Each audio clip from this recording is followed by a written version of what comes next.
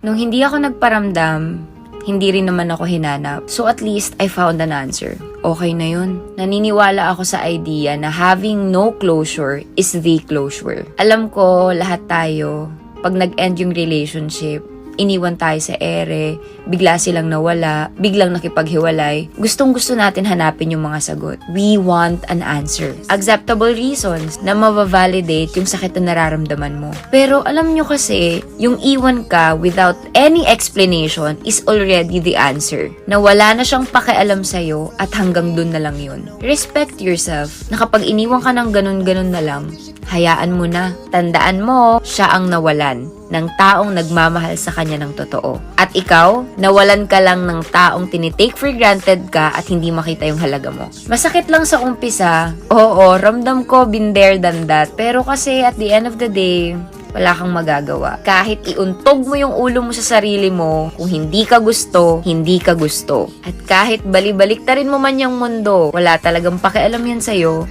kung ayaw niya sa'yo. At hindi niya makikita ang halaga mo kasi never niya naman talagang tiningnan yun.